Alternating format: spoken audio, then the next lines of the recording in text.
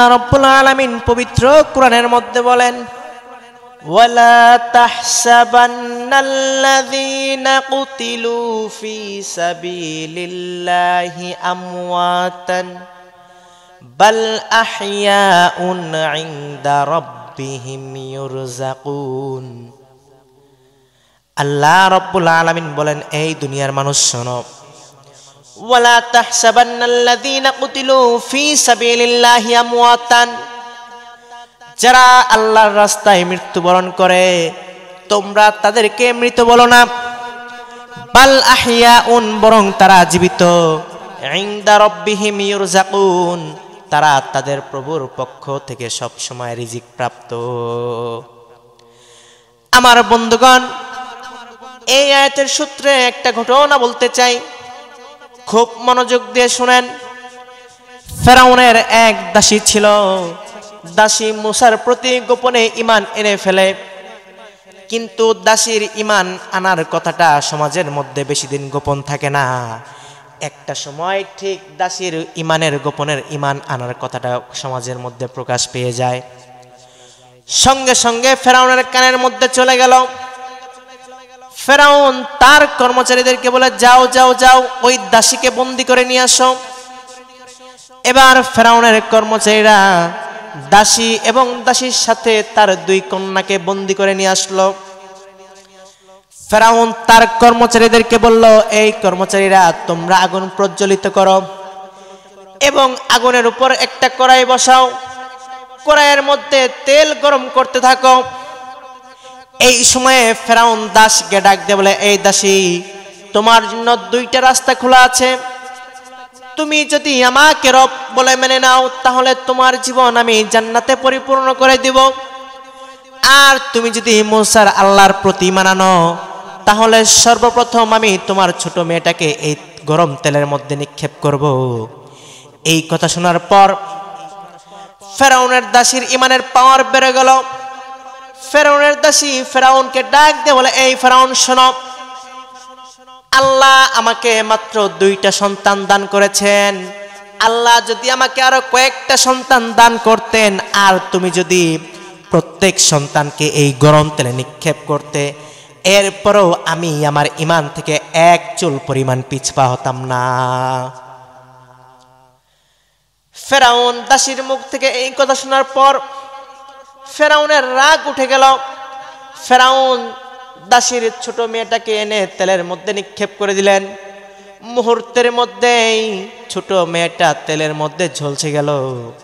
আল্লাহ রাব্বুল আলামিন দাসীর চোখের পর্দা সরিয়ে দিলেন, এমনকি তার মেয়ের রূহ যে বের হয়ে যাচ্ছে এটাও দাসী দেখতে পেলেন। এই সময় দাসীর ছোট মেয়েটা তার মাকে ডাক দিয়ে বলেন, মা চিন্তা করো না, ধৈর্য ধারণ করো, আল্লাহর জান্নাত প্রস্তুত আছে, আল্লাহর জান্নাত প্রস্তুত আছে। সঙ্গে সঙ্গে মহিলার ঈমানের পাওয়ার আরো বেড়ে গেল। ফেরাউন ডাক দিয়ে বলেন, এই দাসী, তুমি এখনো কি মুসার আল্লাহর প্রতি ঈমান ছাড়বে না? ফেরাউনের দাসী আবার ডাক দিয়ে বলেন, ফেরাউন শোনো, তুমি আমার একটা সন্তানকে আগুনের মধ্যে ফেলে দিছ, আল্লাহ যদি আমাকে এরকম 1000টা সন্তান দান করত, আর তুমি যদি এক একটা করে এই গরম তেলের মধ্যে নিক্ষেপ করতে, আমি এরপরও আমার ঈমান থেকে এক চুল পরিমাণ পিছপা হতাম না।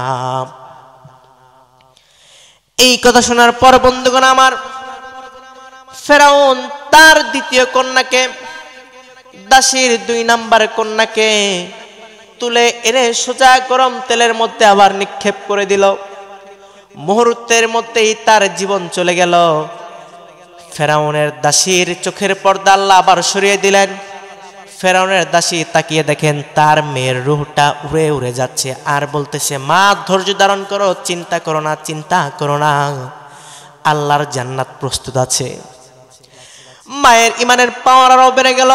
এবার হলো দাসীর পালা, দাসীকে গরম তেলের মধ্যে নিক্ষেপ করা হবে।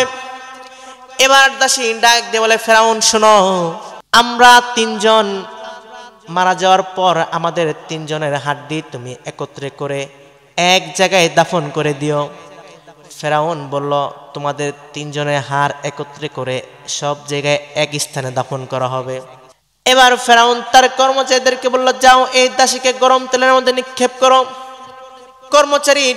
দাসী ডাক দিয়ে বলেন, এই কর্মচারীরা, তোমাদের কারো প্রয়োজন নাই, আমি আমার আল্লাহর রাস্তায় আমি আমার নিজের জীবন নিজের ইচ্ছায় বিলিয়ে দিতে চাই।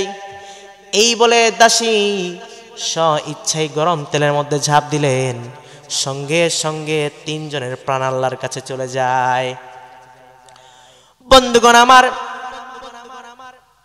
বিশ্ব নবীজি মেরাজের রাত্রে বাইতুল মুকাদ্দাসে 2 রাকাত নামাজ আদায় করেন।